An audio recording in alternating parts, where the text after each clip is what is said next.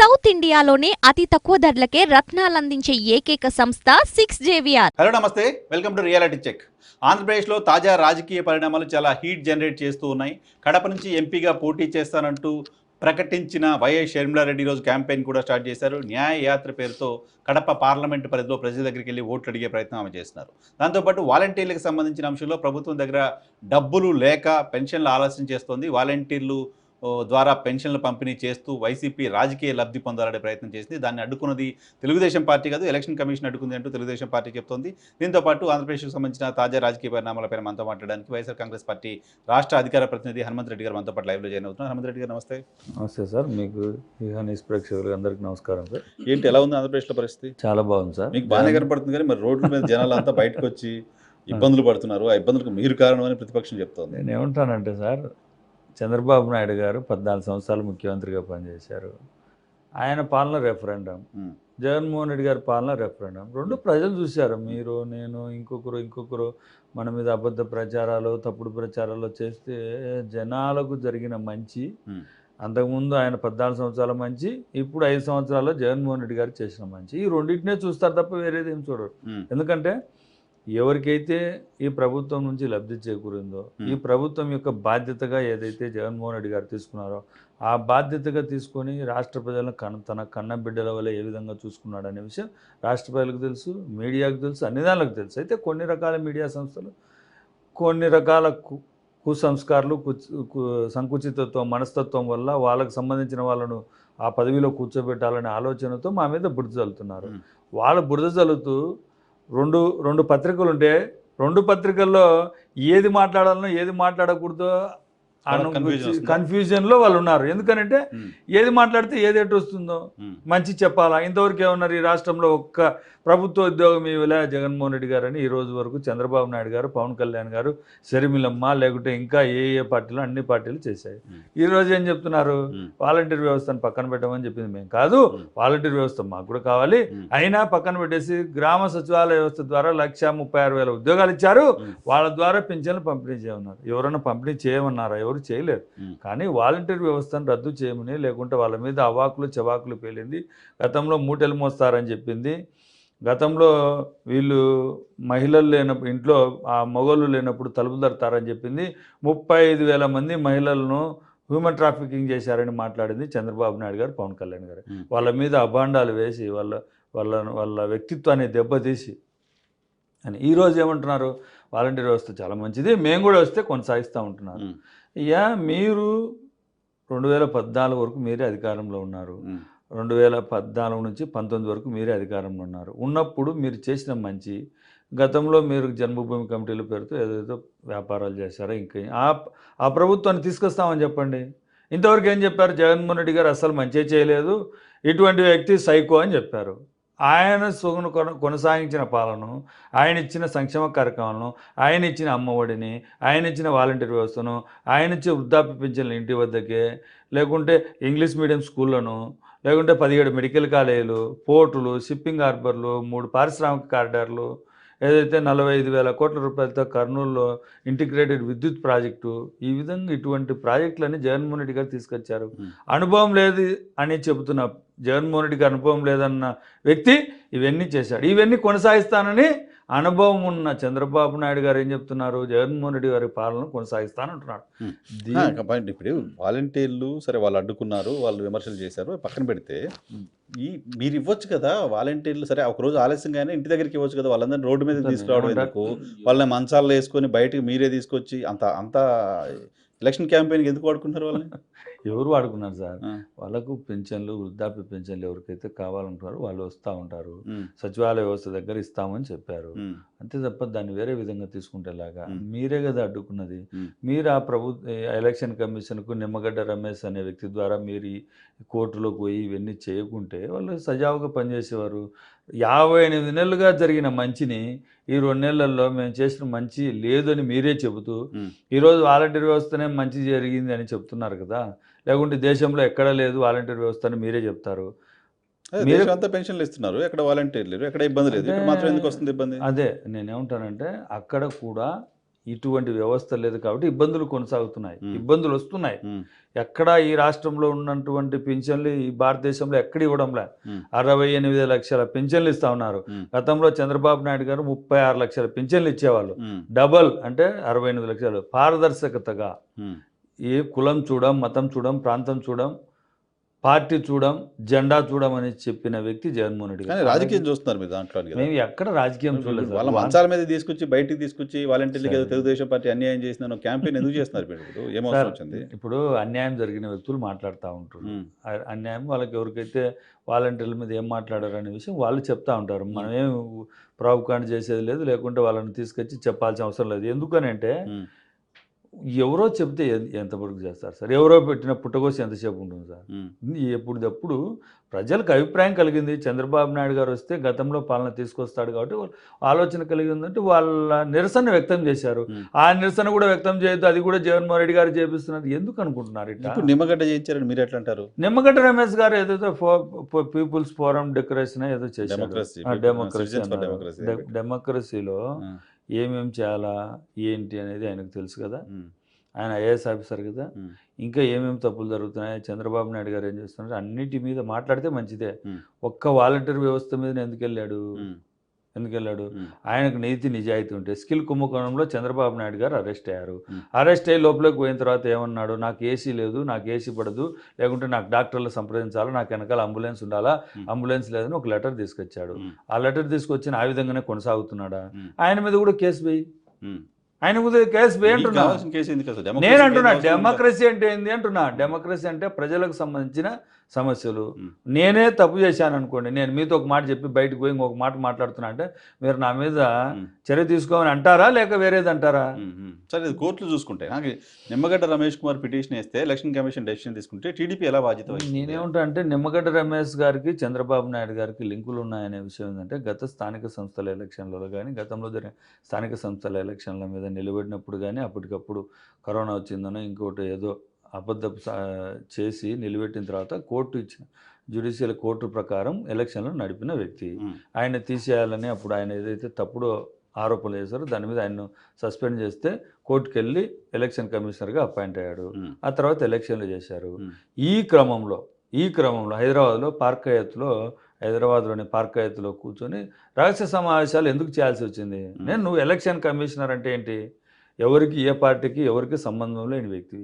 ఆ టైంలో రహస్యంగా ఎందుకు కలవాల్సింది? సుజనా చౌదరిని, ఎవరైతే తెలుగుదేశం పార్టీ పెద్దలను, అచ్చెన్నాయుడు, వీళ్ళందరినీ కలవాల్సింది ఎందుకు వచ్చింది అంటున్నా. దాన్ని ప్రజలకు సమాధానం చెప్పాల్సిన పరిస్థితి అందరి దగ్గర ఉంటుంది. నేనే ఒక నిమ్మగడ్డ రమేష్ కుమార్తో తెలుగుదేశం పార్టీ రాయించింది అనుకుందాం, sake of discussion. Nimmagadda Ramesh కుమార్తో రాయించిన లీగాలిటీ లేకపోతే, చట్టం లేకపోతే, పద్ధతి లేకపోతే, ఒక ఏమంటారు, ఒక నామ్స్ లేకపోతే ఎలక్షన్ కమిషన్ ఎందుకు డెసిషన్ తీసుకుంటుంది? వాళ్ళు తప్పుడు ప్రచారం చేశారు. ఈరోజు ఏదైతే అంటున్నారో, ఈరోజు ఇంటి దగ్గరికి వెళ్ళి 58 నెలలుగా ఇస్తున్న వాలంటీర్లు ఈ 2 నెలల్లో ఏం చేస్తారంటున్నా. ఈ 2 నెలల్లో మీకు ఓట్లు ఏమని చెప్తారంట వాళ్ళు? 58 మీ పార్టీ కార్యకర్తలు అంటున్నారు కదా. ఆ పిల్లలు కూడా మన పిల్లలు లేని ముఖ్యమంత్రి చెప్తున్నాడు కదా. ఇప్పుడు తప్పేముంది సార్? ఇప్పుడు ఒక వ్యవస్థలో ఇప్పుడు ఆంధ్రప్రదేశ్ రాష్ట్రంలోని ప్రజలంతా తన వాళ్ళనే ఈరోజు జగన్మోహన్ రెడ్డి గారి పరిపాలన వాళ్ళే అంటాం వేరు, మన పార్టీ వాళ్ళే అంటాం వేరు కదా. అలా కాదు సార్. మన పార్టీకి ఇప్పుడు వాళ్ళే గతంలో మా పార్టీ వాళ్ళనే కదా వాళ్ళ మీద అబాండాలు వేసింది. నిరూపించగలిగినారా? 35,000 మంది మహిళలను తీసుకున్నారనేది నిరూపించగలిగినారా? వాళ్ళు మూటలు మోసే వాళ్ళని నిరూపించగలిగినారా? లేకుంటే తలుపు తడతారని నిరూపించగలిగినారా? అబాండాలు వేస్తారు వాళ్ళే, కానీ అది నిరూపించే పరిస్థితి లేదు. బురద చల్లుతారు తప్ప దాన్ని నిరూపించారని చెప్తా ఉన్నాను. ఎస్, వాలంటీర్లు వాళ్ళకి 5,000 రూపాయలు ప్రభుత్వం జీతం ఇస్తూ దాన్ని సేవను ఉపయోగించుకుంటా ఉంది. దాన్ని మనం ఇష్టం వచ్చినట్టు మనకు నచ్చితే ఒకలాగా, నచ్చకపోతే ఒకలాగా. నేనేమంటా అంటే, సార్ మీకు ధైర్యం ఉంది, చంద్రబాబు నాయుడు గారికి ఒక మంచి ఆలోచన ఉంది, విజనరీ గర్ల నాయకుడు, ఈ దేశాన్ని, ప్రపంచాన్ని, లేకుంటే ఈ రాష్ట్రంలోని దేశంలోని ప్రధానమంత్రులను, రాష్ట్రపతులను ఎంతో మందిని నియమించిన బిల్ గేట్స్ లాంటి వాళ్ళు ఈయన దగ్గరే చదువు నేర్చుకున్నారని చెప్తా ఉంటాడు కదా. లేకుంటే సెల్ ఫోన్, వాచ్ని, నేనలేదు బా, హైదరాబాద్ను ఇవన్నీ కట్టించింది ఆయనే చెప్పుకొని బతా ఉంటాడు. ఆయనకు అంత ఆలోచన ఉంటే గతంలో ఎందుకు లేదు ఈ సచివాలయ వ్యవస్థ, వాలంటీర్ వ్యవస్థ ఎందుకు తీసుకురాలేకపోయావు? పాలసీలు ప్రభుత్వాలు మారుతున్న క్రమంలో కొత్త ఐడియాలు, కొత్త పాలసీలు వస్తూ ఉంటాయి. కొన్ని పాత మన విజనరీ అని చెప్పుకుంటున్నాం కదా. జగన్మోహన్ రెడ్డి చిన్న పిల్లోడు, మనకి ఏం తెలుసు, వాడు సైకో అంటున్నాం కదా. మనం ఎందుకు ఆయన కంటే మనం ఆయన కన్నా ముందు పుట్టాము, మన విజనరీ అని దేశానికి ప్రపంచానికి చెప్పుకొని బతుకుతూ ఉంటాం కదా. గతంలో 2004 ముందు ఈ రాష్ట్రంలో ఉమ్మడి ఆంధ్రప్రదేశ్లో మీరు నేను ఉన్న ఉమ్మడి ఆంధ్రప్రదేశ్లో 70 రూపాయలు పింఛన్ ఇచ్చేవారు. 70 రూపాయలు పింఛన్ ఇచ్చి, అది 5 నెలలకు 6 నెలలకు ఒకసారి వచ్చి ఇచ్చేవాళ్ళు.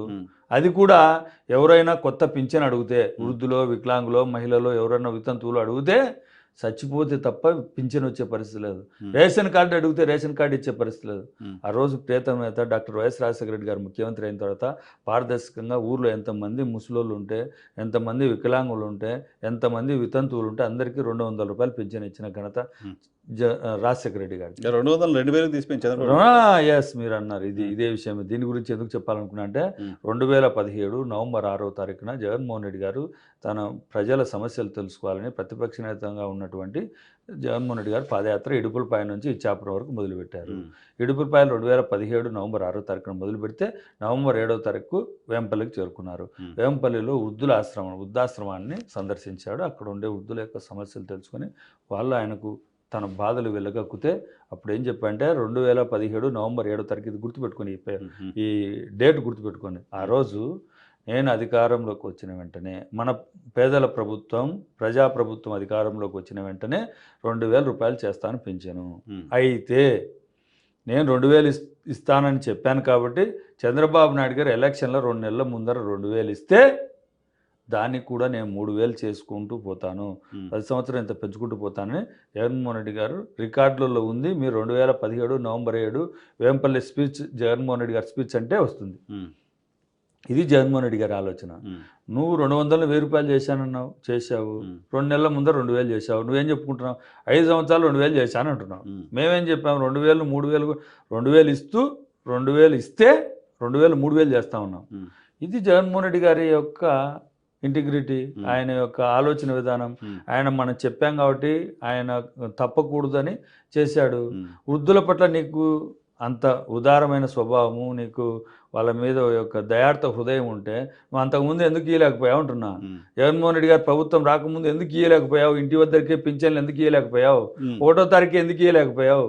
ఇవన్నీ నీ యొక్క ప్రభుత్వ లోపాలు కదా. నువ్వు అధికారంలో ఉన్నప్పుడు ఎందుకు చేయలేకపోయావు?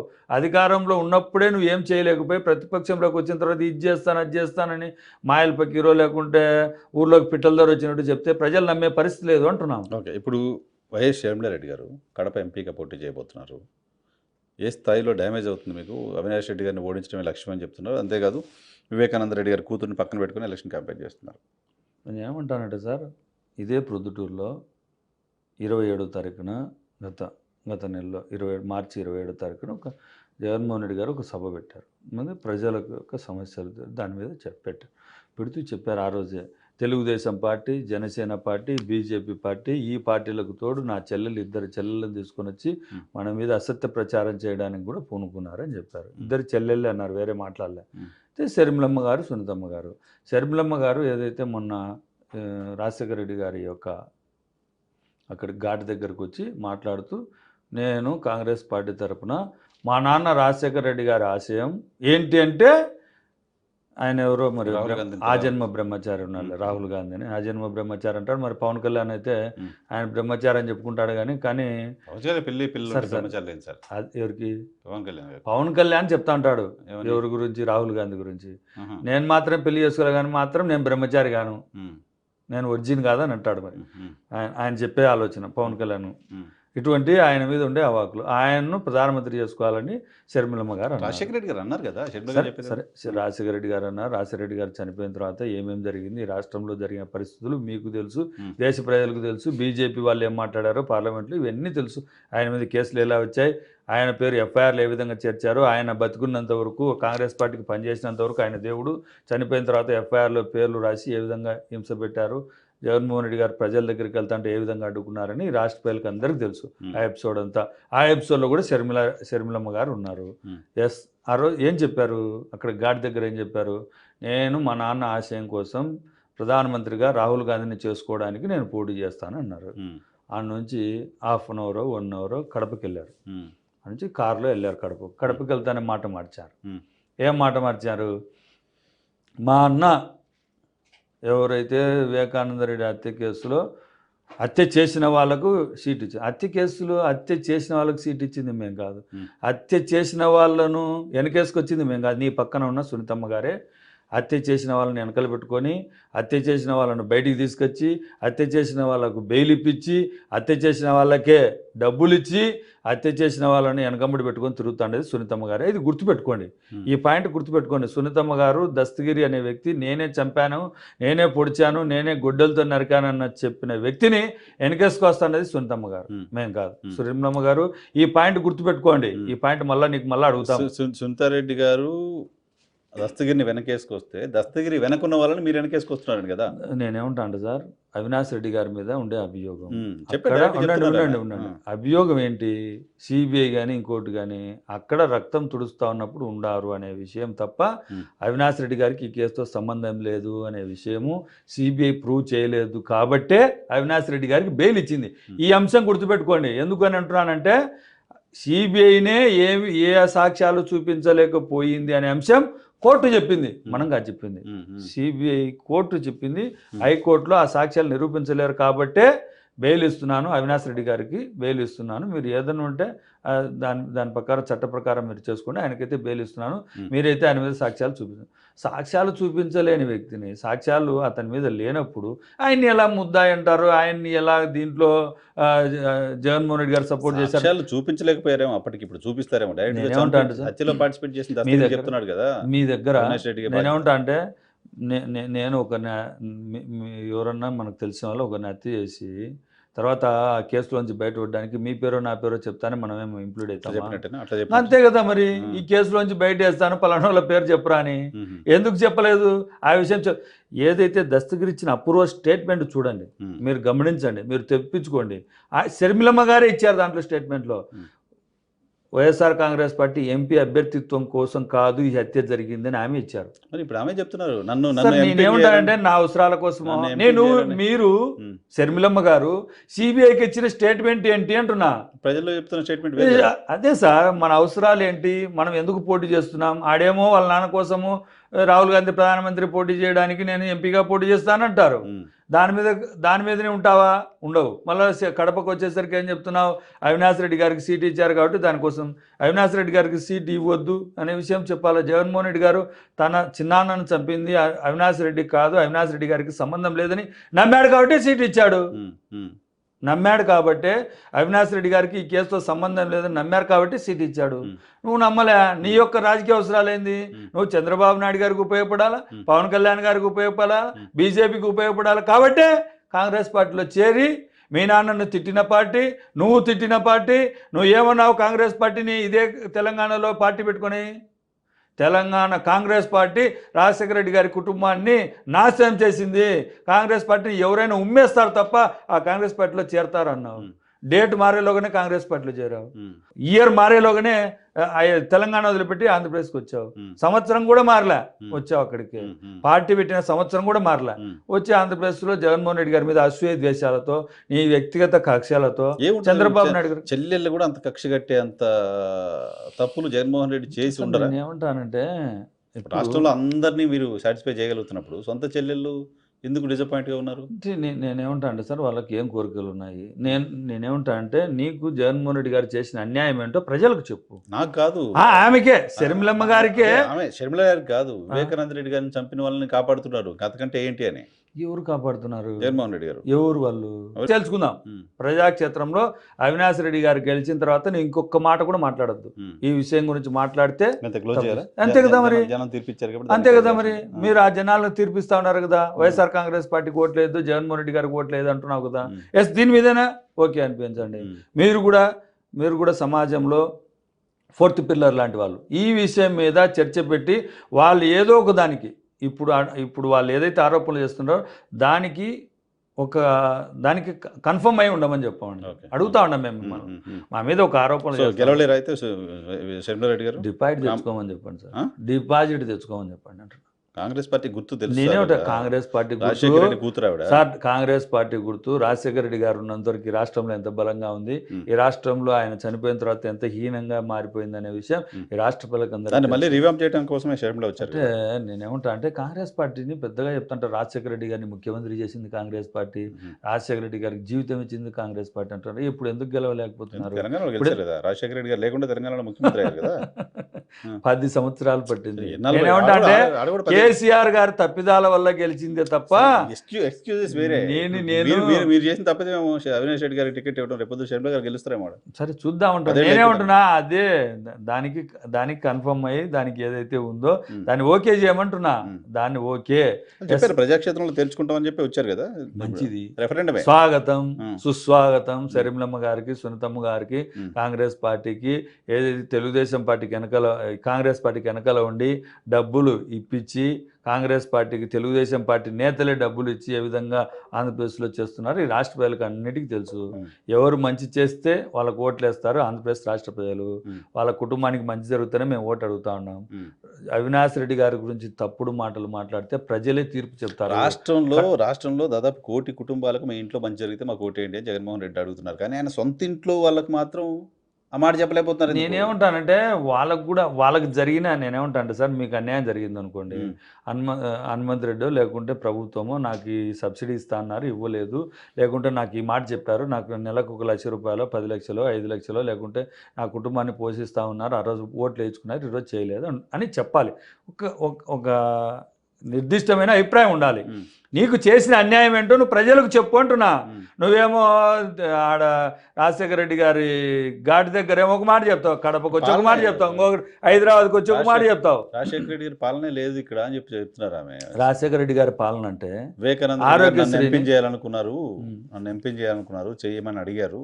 అసలు దానికోసం ఆయన చంపేశారని చెప్తున్నారు. నిన్ను ఎంపీ చేయమంటే ఆయన చంపితే ఏమొస్తుందో నాకు అర్థం కాలే.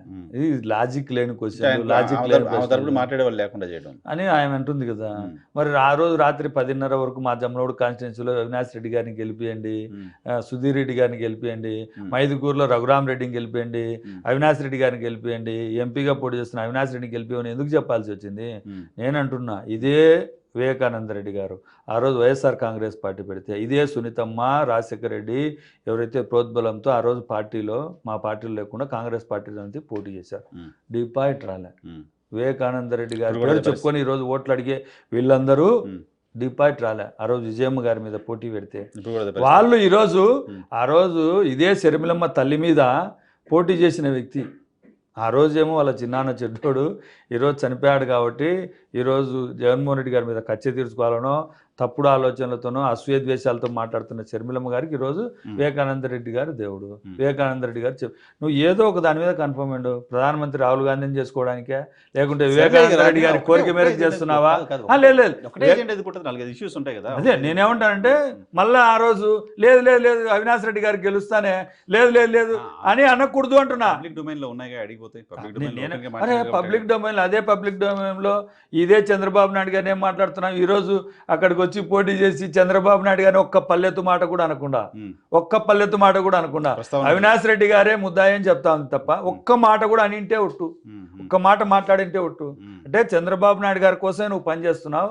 ఎక్కడో చోట వైఎస్ రాజశేఖర రెడ్డి గారి అభిమానులు నీకు ఓట్లు వేస్తాను, నిన్ను చీత్కరించుకుంటా ఉన్నారు రాజశేఖర రెడ్డి గారి అభిమానులు. ఎందుకనంటే రాజశేఖర రెడ్డి గారి ఆశయాలను నెరవేరుస్తూ ఉండేది జగన్మోహన్ రెడ్డి గారు. అది ప్రజలకు అంతా తెలుసు కాబట్టి ఒక్క మాట ఇస్తే తప్పడు అనే విధంగా జగన్మోహన్ రెడ్డి గారు పరిపాలన కొనసాగించాడు కాబట్టి ఆయన వైపు ప్రజలు ఉన్నారు. నిన్ను ఎందుకు చీత్కరించుకుంటారంటే అదే అన్న మీద నువ్వు విషయం చిమ్ముతున్నావు కాబట్టి, అదే అన్న మీద ఓట్లు జరిగితే తర్వాత తెలుస్తుంది. నేనే ఉంటున్నాను. నేను కూడా మే 18వ తారీఖున జరగబోయే ఎలక్షన్లలో కాంగ్రెస్ పార్టీకి, బీఎస్పీకి, జనసేనకు, టీడీపీకి, ఇంకా బీజేపీకి అన్ని పార్టీలకు బుద్ధి చెప్తారు. వీళ్ళందరూ ఏం చేశారు? చివరిగా మీరు పొద్దుటూరు కాన్స్టిట్యున్సీ ఇన్ఛార్జిగా ఉన్నారు. కడప జిల్లాలో టీడీపీ గ్యారెంటీగా గెలవగలము అనుకుంటున్న సీటు పొద్దుటూరు. ఏంటంటే సార్ ఇవన్నీ ఎలా ఉంటాయంటే వాళ్ళు 3 పోటీ చేస్తూ ఉన్నారు. 3లో ఎవరు బెస్ట్ అభ్యర్థి వాళ్ళు టికెట్ తెచ్చుకోవడానికి వరదరాజరెడ్డి బెస్ట్ క్యాండిడేట్ అనుకున్నారు, ఇచ్చారు. ఇచ్చిన తర్వాత నేనేమంటానంటే వరదరాజరెడ్డి గారి పరిపాలన, అంతకుముందు రాజశేఖర రెడ్డి గారు గవర్నమెంట్లో ఉన్నారు. 2004లో రాజశేఖర రెడ్డితో పాటు ఎమ్మెల్యే అయ్యారు. రాజశేఖర రెడ్డి గారితో పాటు ఎమ్మెల్యేగా ఉన్నారు. పొద్దుటూరు 2009లో రాజశేఖర రెడ్డి గారి పాలనకు రెఫరెండం ఇస్తే పొద్దుటూరు ఒక్కటే ఓడిపోయింది. అర్థమైందా? ఓడిపోయింది.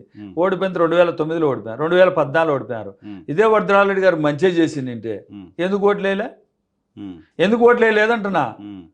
ఓట్లు వేయలేదు. ఎందుకు వేయలేదంటే వరదరాజరెడ్డి అవుట్డేటెడ్ క్యాండిడేట్ అని. ఈరోజు అదే వరదరాజరెడ్డిని అడుగుతా ఉన్నాం. వరద కాలువ ఏదైతే పొద్దుటూరుకు నీళ్లు తీసుకురావాలని రాజశేఖర రెడ్డి గారి హయాంలో వరద కాలువ తీసుకొని వచ్చావు. వరద కాలువను అడ్డుకునేది ఎవరు?